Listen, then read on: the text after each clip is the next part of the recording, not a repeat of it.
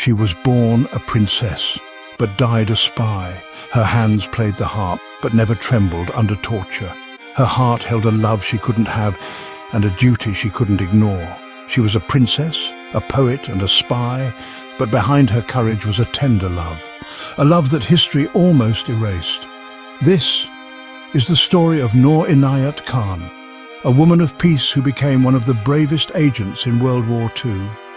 And behind her quiet courage was a heartbreaking, forbidden love. Noor was born in Moscow, 1914, to an Indian father, Hazrat Inayat Khan, a Sufi mystic and descendant of Tipu Sultan, and an American mother, Aura Ray Baker, who was a quiet and spiritual woman.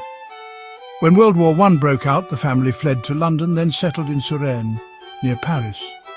Noor grew up in a house filled with music, poetry and spiritual teachings. She studied child psychology at the Sorbonne and wrote fairy tales. She was shy, gentle, even pacifist. But fate had other plans. It was in Paris before the war, where her heart began to write a different kind of story. In her early 20s, Noor fell in love. She met him during those golden Parisian days, likely a British officer or fellow writer.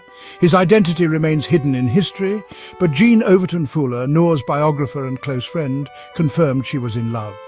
They were drawn to each other's quiet souls. He adored her softness, her brilliant mind, her belief in truth above everything. She found safety in his voice, in the rare space where she could be herself. But their love was not accepted, not by Noor's family. They believed in tradition. Noor was expected to marry within her culture. He wasn't Indian, he wasn't Muslim. In their eyes, it was not love. It was rebellion. And so Noor's first heartbreak came not from war, but from home. Still, they kept meeting, in secret. But soon, war knocked again at her door. Noor wrote, "I cannot choose the path of silence, not in love and not in life." In her letters she wrote of someone I dream of in every quiet moment, even as the world falls apart. In 1940, Germany invaded France. Noor and her family escaped to London. But she couldn't stay silent. She was restless. She couldn't just write about courage anymore. She had to live it. Despite being a pacifist, Noor volunteered to fight the Nazis, not with a gun but with a radio. She joined the Special Operations Executive, SOE, the British Secret Service created to sabotage the Germans from within. It was a bold move. She was brown-skinned, visibly Muslim, visibly different in wartime Britain. But she passed every test, with brains, bravery and sheer resolve. Her role? A wireless operator. Her codename was Madeline. It was the most dangerous job in the war. Life expectancy, 6 weeks. Before she left for France, she met him one last time. Her lover begged her not to go. He said, "The world doesn't need another martyr. I need you alive." But Noor believed some things were more important than love, even her own life. Noor had already chosen. She whispered, "If I come back, I'll come back to you." In June 1943, Noor was dropped into occupied France, the first woman radio operator sent by Britain. Soon, her entire network was arrested, but Noor refused to leave. For 3 months she worked alone, constantly on the move, sending encrypted messages back to London. She carried only a radio, a fake identity, his letters and a worn photograph of him folded into her notebook. The Gestapo hunted her. Her picture was everywhere. She carried cyanide in her bag in case of capture. In one intercepted message, historians believe she encoded a personal line, "Birdsong quiet today, heart waits." It may have meant nothing to her handlers, but to him perhaps it meant everything, and through it all, she kept his letters in her pocket. In October 1943, Noor was betrayed. She was arrested by the Nazis, interrogated for weeks, arrested, tortured, imprisoned. They broke her bones, but not her spirit. She never gave up a single name. In solitary confinement, she wrote poetry. On a scrap of toilet paper she scrawled, "I still believe in love, even here, even now." That note never reached him. After nearly a year in solitary confinement, she was transferred to Dachau concentration camp.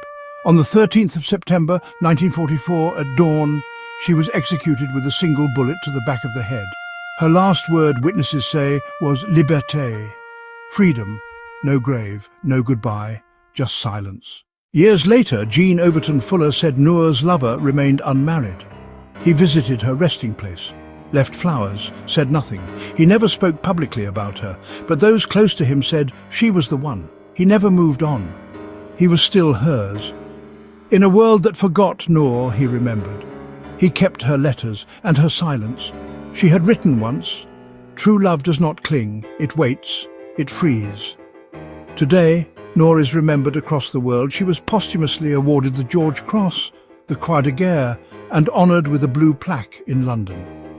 But her love story, quiet, unseen, lives in the spaces between her words, in the silence between her heartbeats. Noor wasn't just a spy. She was a dreamer, a writer, a lover, a woman torn between her heart and her calling. And though her love story ended in silence, her courage still speaks. Noor taught us, sometimes the most powerful love stories are the ones never told out loud. If this story moved you, if it made you wonder about the sacrifices made for both country and love, if you believe that real love isn't always loud, but eternal, subscribe to Legends of Love. There are more stories waiting, stories of real people, real love, and real loss. Because not every love gets an ending, but it still deserves to be remembered. Sometimes the greatest loves are the ones we can't keep.